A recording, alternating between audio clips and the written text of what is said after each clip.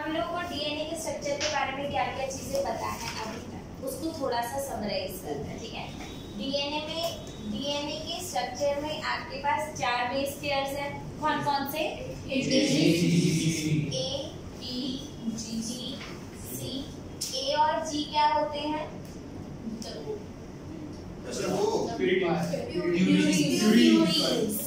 ए और जी क्या होते हैं? सी और टी क्या होते हैं? ठीक है। A base pairs with D through double hydrogen bonds, C base pairs with G with triple hydrogen bond, ठीक है। तो किसका बेस पेयरिंग ज्यादा स्ट्रांग होगा? सी। जिसका सीजी होता है वो ज्यादा, जिस डीएनए में ज्यादा सीजी बेस पेयर होंगे वो ज्यादा स्टेबल होंगे, ठीक है। ये बात समझ में आ गई? आपको मालूम है डीएनए में डबल हेलिक्स होते हैं, ठीक है। एक हेलिक्स आपका कैसा, अच्छा अगर आप डीएनए का स्ट्रक्चर देखोगे ना बच्चे, डीएनए का स्ट्रक्चर कुछ इस टाइप 5 प्राइम टू 3 प्राइम। यहाँ पर आपके पास फिर से कैसा स्ट्रक्चर है ये? राइट, ठीक है। This is one was your 5 prime to 3 prime, another was your 3 prime to 5 prime. दोनों strands जो होते हैं वो कैसे होते हैं? एंटी पैरेलल होते हैं। Can I get 2 papers? 2 paper. Yes. 2 paper. ठीक है। जल्दी से दे दो फटाफट से। Without wasting time. 20. एक ही ठीक है। एक ही से काम। अच्छा 2 दे दिए। अगर हम इस पेपर को कुछ इस तरीके से कर ले, ठीक है, कुछ इसको मीटर से फाड़ दें,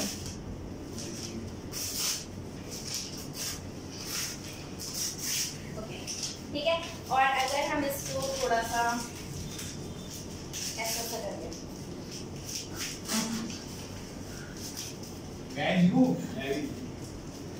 आप लोगों को समझ में आएगा अभी मैं कर क्या रही हूँ, ठीक है। और एक अगर हम इसको इस तरीके से, ये आपके ये अच्छा किसको क्या लग रहा है कि मैं क्या बना रही हूँ?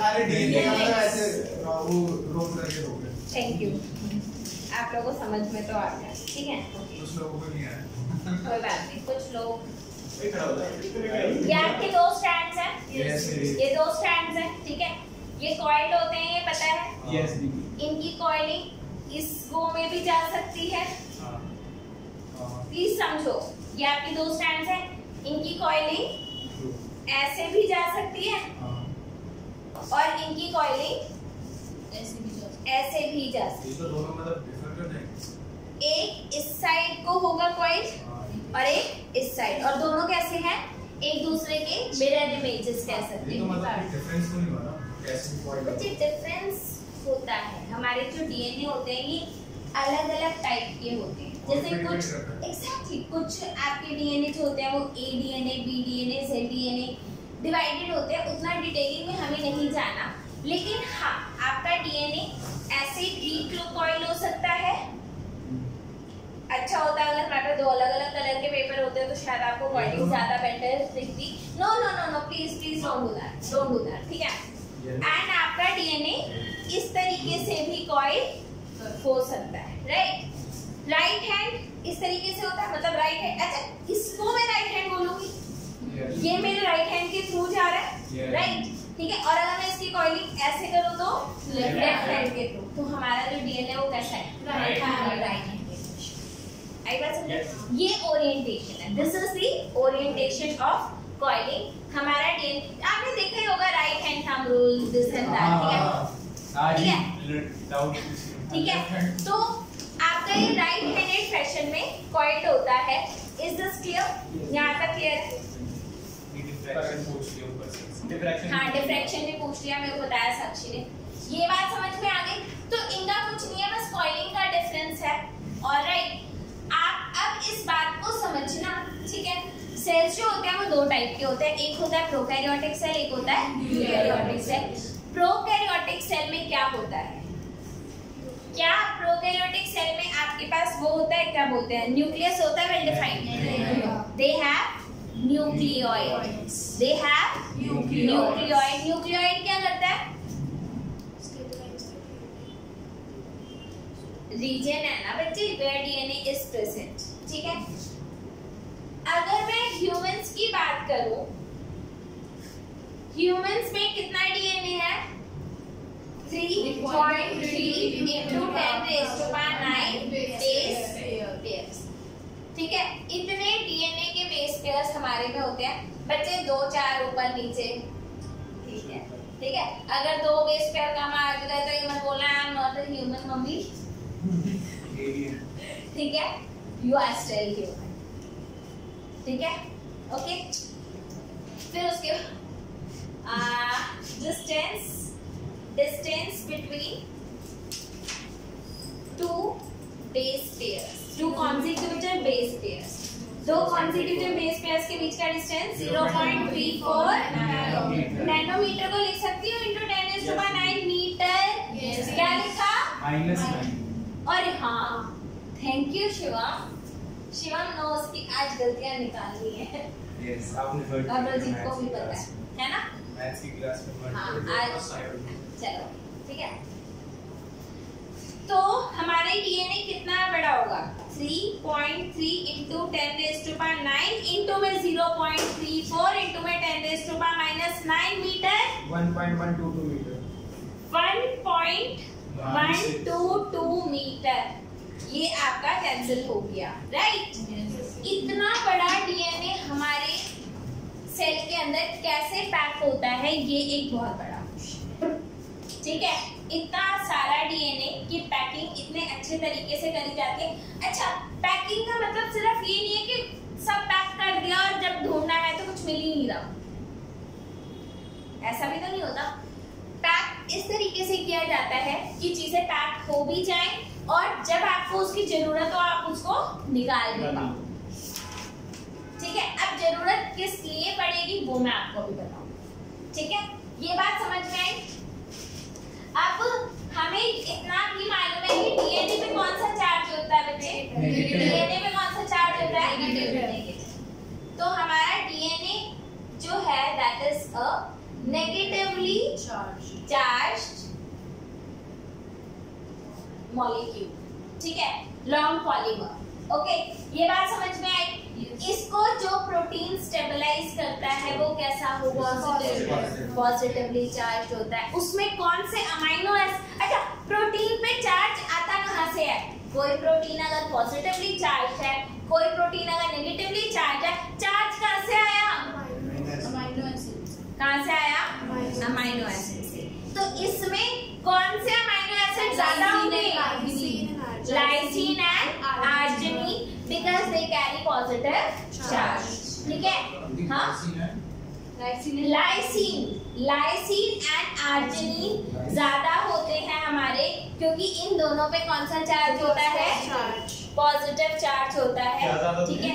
Positive charge lysine and arginine protein में, हाँ ठीक है।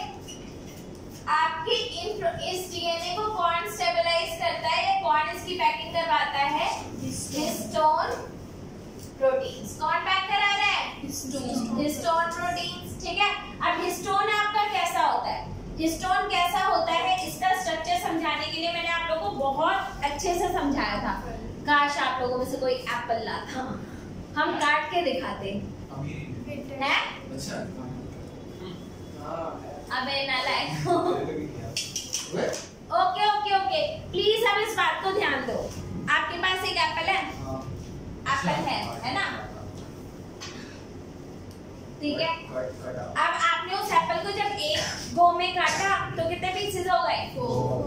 अबे एक से 4 पीस हो गए। भाई कौन सी चाकू यूज करते हो तुम? लेकर आओ। हाँ, तो आपका एक था, आपका एक एप्पल था, आपने उसको इस तरीके से काटा, कितने पीस हुए? 2।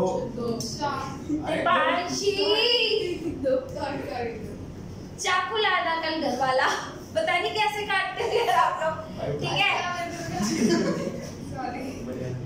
अब इधर प्लीज ध्यान दो, ये आपका एप्पल है, अब आप ढंग से काटते हैं।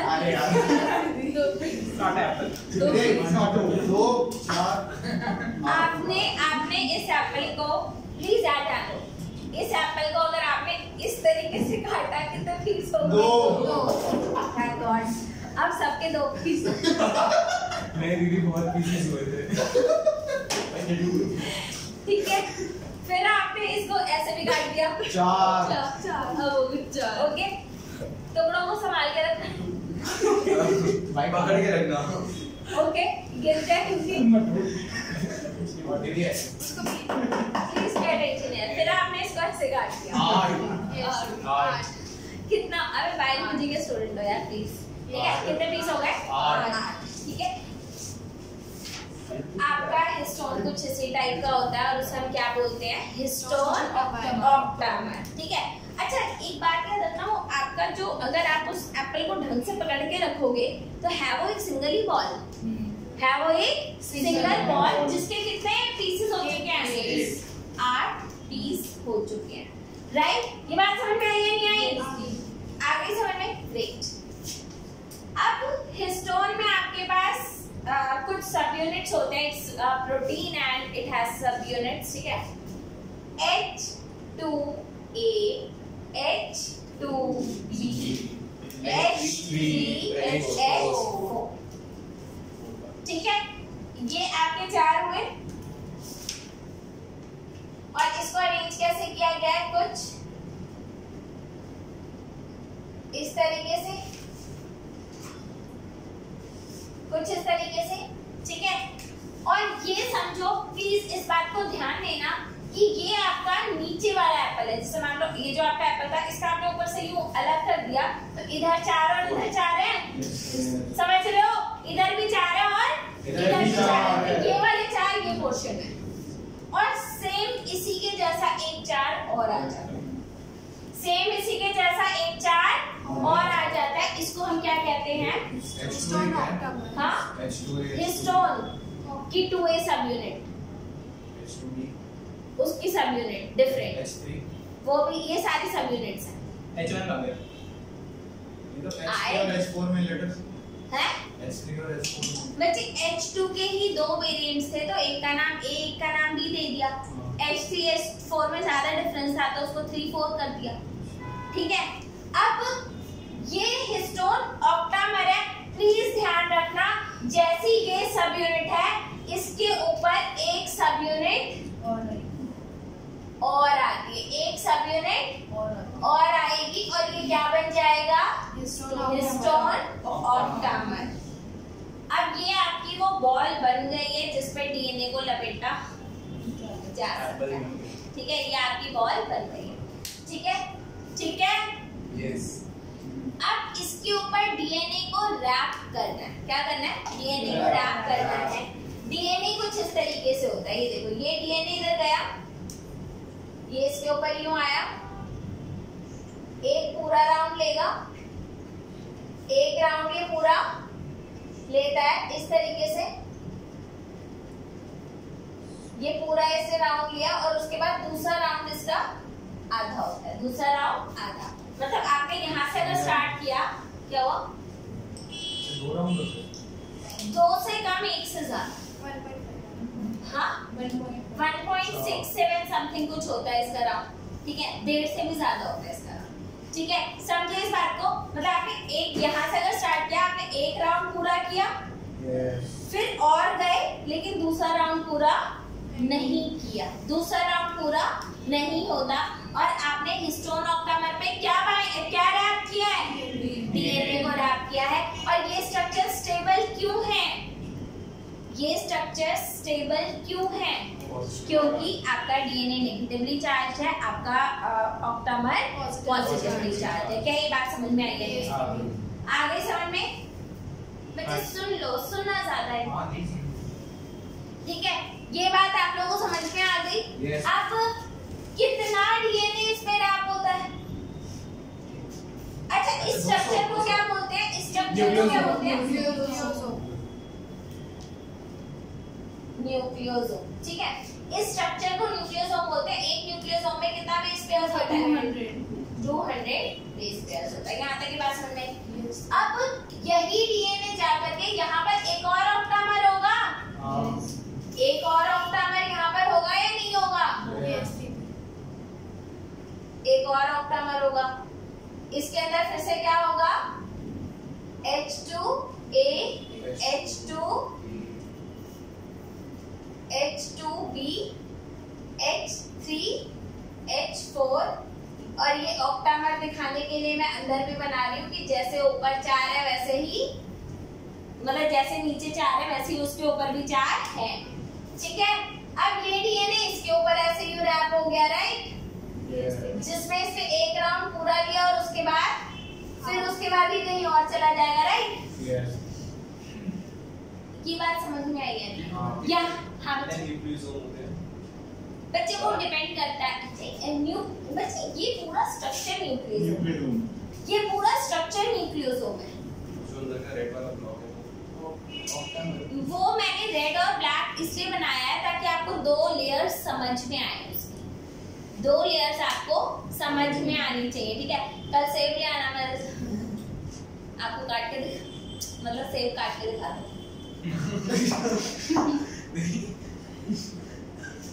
ठीक है, कल सेब ले आएंगे हम लोग, और सेब ही ले आना, छोड़ो 8 लोग खा भी लेंगे। दो बच्चे ला सकते हैं, एक होम और एक डिवाइड। ओ सीधा चलो ओके, आगे देखिए। ये बात समझ में आई? ये क्या है आपका न्यूक्लियोसोम। अभी बताओ ये समझ में आया नहीं है? ये समझ में आ गया, न्यूक्लियोसोम समझ में आ गया। हाँ। अब ये डिपेंड करेगा कि कितना डीएनए आपको पैक करना है। जितना भी डीएनए आपको पैक करना है उसके हिसाब से आप न्यूक्लियोसोम का नंबर बढ़ाते जाओगे। ठीक है, ये जो पैकिंग होती है ये प्राइमरी लेवल पैकिंग होती है। ये कैसी पैकिंग है आपकी? प्राइमरी लेवल पैकिंग है बच्चे। इसके बाद और भी पैकिंग होती है। अब मान लो ये वाला हटा दूं, ये वाला पोर्शन बता दे। प्लीज सी है, यहाँ पर देखो भाई। अब अगर हम लोग देखें, अब इस स्ट्रक्चर को ये समझो कि ये तो बहुत ही ज्यादा मैग्नीफाइड व्यू था। ये कैसा था? बहुत ज्यादा मैग्नीफाइड। इतना मैग्नीफाइड कहीं नहीं देख सकते आप, इतना मैग्नीफाइड नहीं देख पाओगे आप। जब इसको देखते हो तो ये स्ट्रक्चर आपको कैसा लगता है?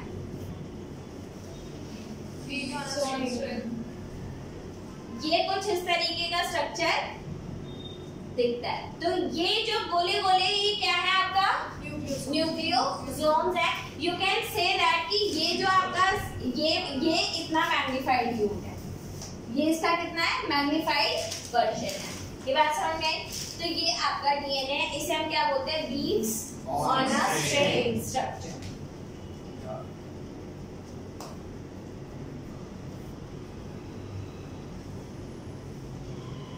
और ये कहाँ पे दिखता है बच्चे? ये आपको दिखता है ईएम पिक्चर में। और ईएम क्या है यहाँ पर? Electron microgram. ठीक है, या इलेक्ट्रॉन माइक्रोस्कोप पिक्चर। तो this picture was taken through electron microscope. आप ये समझो हमारे पास सबसे बढ़िया माइक्रोस्कोप जो होता है वो कौन सा है? इलेक्ट्रॉन। और उसमें आपको ये ऐसा स्ट्रक्चर दिखता है। तो बाकी सारी चीजें एक्सपेरिमेंटल है, बाकी सारी चीजें एक्सपेरिमेंटल है, कुछ ना कुछ एक्सपेरिमेंट। मतलब आपके पास इनडायरेक्ट एविडेंसेस हैं कि यस दीज आर प्रेजेंट। ठीक है, हालांकि आप उन्हें डायरेक्ट भी बोल सकते हो बिकॉज हमारे पास जो टेक्निक्स हैं दोज आर क्वाइट एडवांस। ठीक है, और ये ऐसा तो है नहीं कि आज या कल में डिस्कवर हुआ है। ये चीज तो बच्चे काफी टाइम पहले ये सब डिस्कवर हो चुका है। तो काफी सारी टेक्निक्स हैं जो इनको कंफर्म करती है। यहाँ तक ये बात है बच्चे। बच्चे इतना मैग्नीफाइड नहीं, अगर चीजें इतनी ज्यादा मैग्नीफाइड होने लग जाए ना तो हमें बहुत सारी चीजें तो बहुत आसानी से पता चल जाए। आज भी अगर हम लोग को किसी का क्रोमोसोम नंबर काउंट करना हो या फिर कुछ अगर हमें डीएनए स्ट्रक्चर देखना हो तो हमें इनडायरेक्ट एविडेंसेस पे जाना पड़ता है, उनकी सीक्वेंसिंग करानी पड़ती है। या अलग अलग मेथड्स होते हैं, बहुत सारे मेथड्स होते हैं। ठीक है, there is a thing called chip बोलते हैं, क्रोमैटिन इम्यूनोप्रेसिपिटेशन। ठीक है, तो देयर आर सेवरल टेक्निक्स जिनके थ्रू हम ये सब पता लगा सकते हैं कि किस डीएनए के साथ कौन सा प्रोटीन एसोसिएटेड है। ठीक है, लेकिन हाँ देख नहीं सकते, माइक्रोस्कोप के थ्रू इस तरीके से दिखाई नहीं देती बच्चे। और क्योंकि हमें दिखाई नहीं देती, जैसे अगर मैं आपको बोलूँ आज आप कॉपर सल्फेट का रिएक्शन आयरन के साथ करा दो, तो आपको पता है आयरन सल्फेट एंड कॉपर बन जाता है, ठीक है। हमें पता है ये चीज हो रही है, पता है कलर चेंज हो जाता है, समझ में आ रहा है, लेकिन क्या आप मॉलिक्यूल्स को हिलते हुए देख रहे हो? क्या जब आप सॉल्यूशन में डालते हो तो आपको दिख रहा है अरे यार हो जा रहा आयरन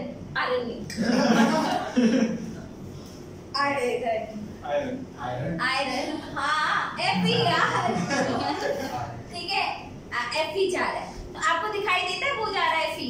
नहीं, वो दिखाई नहीं देता। इनफैक्ट सच बताओ आप लोगों को क्या होता है, हमारे पास पता है मतलब जैसे मान लो हम डीएनए को जोड़ भी सकते हैं और डीएनए को तोड़ भी सकते हैं। अगर हम डीएनए को एक ट्यूब में डालें और जोड़ने वाला एंजाइम डाल दें और मान लो अगले दिन मुझे पता चला डीएनए जुड़ा ही नहीं, मान लो और मुझे पता चला कि डीएनए नहीं जुड़ा, तो मुझे रीजन पता ही नहीं होगा क्यों नहीं जुड़ा। और क्या मैं एक्चुअल में देख पा रही हूँ उस डीएनए को? नहीं, हम उसको एक्चुअल में देख नहीं पाते। ये बात समझ में आ गई? इतना एक बार देख लो इसको। इसके बाद आपका आता है इस स्ट्रक्चर को हम क्या बोलते हैं? क्रोमैटिन। इस स्ट्रक्चर को हम क्या बोलते हैं? क्रोमैटिन को। ये हाँ, जब इतने लेवल की पैकिंग हो जाती है तो हम उसे क्या बोलते हैं? क्रोमैटिन। क्रोमैटिन सेल के अंदर कब प्रेजेंट होता है? जब सेल डिवाइड करने वाला होता है या जब सेल डिवाइड नहीं करता तब प्रेजेंट? नहीं बच्चे, जब डिवाइड नहीं करता। जब सेल डिवाइड करता है तब तो वो क्रोमोसोम बन जाता है, तब वो क्रोमोसोम बन जाता है। तो क्रोमैटिन कब प्रेजेंट है? Metaphase stage. अरे यार मेटाफेज तो मोस्ट कंडेंस्ड फॉर्म होता है, मोस्ट कंडेंस्ड फॉर्म होता है, वो नहीं होता, ठीक है। कह रहे सीएनसीआरटी साफ कर एनसीईआरटी अरीना ने भी ऐसे। अब इधर देख लो, आप लोगों ने ये देख लिया था कि हमारा ह्यूमंस का जो डीएनए है, अगर मैं डिप्लॉयड कंटेंट लूं, अच्छा दिस ठीक है, हमने जो 1.122 डिस्टेंस कैलकुलेट किया था वो तो हैप्लॉइड का है ना। डिप्लॉयड डीएनए कंटेंट कितना होगा? 2.2 मीटर्स। 2.2 मीटर्स। इस पूरी लेंथ क्या है? ये 3 मीटर से फालतू नहीं है। समझ में आया? अब इसके बाद है आपका इतनी बड़े डीएनए को आप कैसे पैक कर रहे हो? सो इधर अच्छा ई कोलाई का डीएनए की लेंथ कितनी होती है बच्चे? ई कोलाई के डीएनए की लेंथ भी कितनी है? 1.36 नैनोमीटर, ठीक है। Oh sorry millimetre, it's millimetre. Okay, can you calculate the number of base pairs? अगर हमें लेंथ बता रखा हो तो क्या हम बेस पेयर्स को कैलकुलेट कर सकते हैं? यस, उसके एक वाले डिस्टेंस से डिवाइड करके, यानी कि आप इसको किससे डिवाइड कर दोगे? 0.34 into 10⁻⁻9 से डिवाइड कर दोगे। In prokaryotes such as E. coli, they do not have well-defined nucleus and DNA is not scattered throughout the cell. वो कहाँ पे प्रेजेंट होता है बच्चे? न्यूक्लियोइड में प्रेजेंट होता है and DNA is organized into loops held together by protein. बच्चे अगर मैं बोलूँ कि क्या क्रोमोसोम आपका सिर्फ डीएनए होता है? गलत। क्रोमोसोम आपका क्या होता है? DNA plus protein. डीएनए और प्रोटीन को मिलाकर के आपका क्या बनता है? क्रोमोसोम बनता है। तो if someone is saying that DNA is chromosome, it's wrong, ठीक है। इन eukaryote the organization is much more complex and set of positively charged basic proteins. उनका नाम क्या होता है? histone proteins, ठीक है। Protein acquired charge depending upon the abundance of amino acids which are present in them. तो इसमें कौन से अमीनो एसिड ज्यादा होते हैं बच्चे? लाइसिन एंड आर्जिनिन, ये दो ज्यादा होते हैं आपके पास। Both amino acid carry positive charge in their side chain. आप लोगों को मालूम है अमीनो एसिड का स्ट्रक्चर क्या होता है? आपको पता है साइड चेन क्या होती है, उसका वेरिएबल ग्रुप क्या होता है? Is this clear? Histones are organised to form 8 molecules of histone octamer. ये समझा दिया मैंने, ऑक्टामर समझा दिया, बहुत अच्छे से समझा दिया, ठीक है। Then negatively DNA is wrapped around positively charged octamer to form a structure called nucleosome. बच्चे न्यूक्लियोसोम ध्यान से पढ़ लेना ये होता क्या है, ठीक है। अब इसके बाद आता है typically nucleosome contain 200 base pairs of DNA helix. Nucleosome constitute the repeating structure, जिसमें न्यूक्लियोसोम बार बार रिपीट हो रहा होता है, वो स्ट्रक्चर क्या बना लेता है? क्रोमैटिन। तो ये स्ट्रक्चर आपका क्या बन जाएगा? क्रोमैटिन, ठीक है। The thread-like a stain body seen in the nucleus. Nucleosomes in chromatin can be seen as a beads on a string structure when they are viewed under electron microscope. ये बात समझ में आ गई? Beads on a string structure chromatin is packed to form chromatin fiber. तो chromatin उसके बाद किस में कन्वर्ट होता है? chromatin फाइबर में कन्वर्ट होता है और उसके बाद मेटाफेज स्टेज पर ये किस में कन्वर्ट हो जाता है? क्रोमोसोम्स। बच्चे मेटाफेज में आपका जो क्रोमोसोम मतलब डीएनए होता है वो सबसे ज्यादा कॉम्पैक्ट होता है या सबसे ज्यादा कंडेंस होता है। ये बात समझ में आई या नहीं आई? आगे ठीक है। The packaging of chromatin at higher level requires additional set of protein. तो बच्चे हायर लेवल की जो पैकिंग होती है उसमें और भी आज सेट ऑफ प्रोटीन्स चाहिए होते हैं जिनको हम क्या बोलते हैं? Non histone proteins. इसका मतलब अभी तक आपकी जो पैकिंग करी थी वो किससे करी थी? हिस्टोन प्रोटीन से करी थी। और अब कौन से प्रोटीन्स और आ जाते हैं? Non histone proteins. ये भी आपके पैकिंग में हेल्प करते हैं। यहाँ तक की बात समझ में आई या नहीं? हमारा डीएनए सबसे ज्यादा कंडेंस कब होता है? मेटाफेज में होता है। ठीक है। और क्रोमैटिन के बाद नेक्स्ट लेवल कौन सा है? Chromatin fibre. उसके बाद क्या है? क्रोमोसोम्स। ठीक है। बीड्स ऑन अ स्ट्रिंग कौन सा स्ट्रक्चर है? क्रोमैटिन। कब प्रेजेंट होता है? When the cell is not in a division state. ये बात समझ में आ गई? पक्का? अब बच्चे यहाँ पर दो टर्म्स और हैं। एक होता है यूक्रोमैटिन और एक होता है हेटेरोक्रोमैटिन। एक क्या होता है आपका? यूक्रोमैटिन और एक है आपका हेटेरोक्रोमैटिन।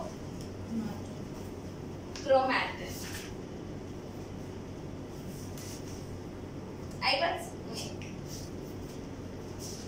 क्रोमैटिन आप लोगों को पता है क्या होता है? क्रोमैटिन क्या होता है ये आपको पता है। What is chromatin? DNA which is wrapped on histone octamer to form nucleosomes and repeating units of nucleosomes are known as chromatin. यहाँ तक की बात समझ में आ रही है? कोई बात जो आप लोगों को डाउट हो, पूछना हो? देखो क्वेश्चन नहीं होते दो केसेस में। पूरा समझ आता है। हाँ तो आपका कौन सा केस है? हाँ? दोनों के बीच में तो बच्चे क्वेश्चन पूछते हैं। आप लोग शांत बैठे हो। फिर तो दूसरा भी बोल रहे हैं। चलो ओके ठीक है। बच्चे यू का क्या मतलब होता है? मेरोश। अरे मेरोश यस यू ट्रू मेरोश ना यू मेरोश okay. Heterochromatin and euchromatin. DNA का काम क्या है? डीएनए का काम क्या होता है? आरएनए बनाना, आरएनए से प्रोटीन बनाना। ठीक है।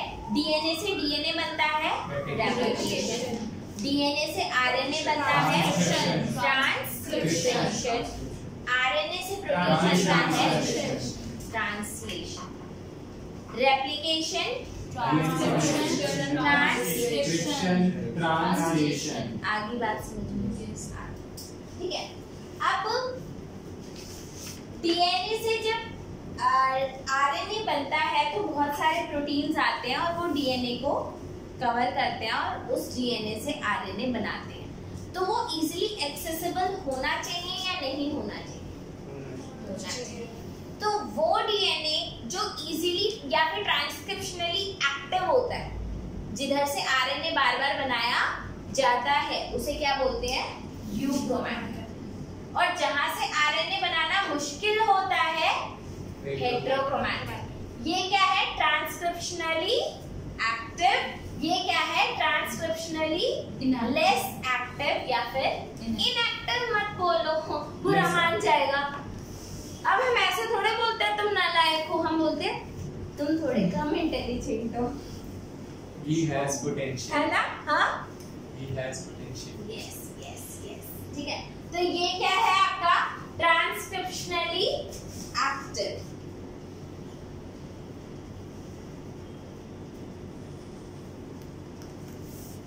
ट्रांसक्रिप्शनली एक्टिव और इसे क्या बोला जाता है?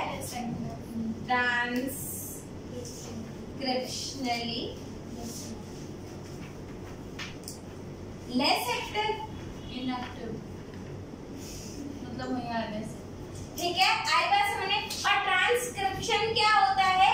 डीएनए से आरएनए बनाने को हम क्या बोलते हैं? ट्रांसक्रिप्शन। यस बच्चे, बुक में तो इनएक्टिव लिखा है। इनएक्टिव लिखा। अरे लिखा तुम तो बुरा लिखा। मत मानो यार, आपको बुरा मत माना जब करो। तुम पूरे कराए ठीक है बच्चे, तुम नालायक हो, ये पोटेंशियल है अपने। नहीं भाई अब इनएक्टिव। ये बात समझ में आ गई या नहीं? ग्रेट, ठीक है। अब मैं यहाँ पर अभी वीडियो पॉज कर रही हूँ।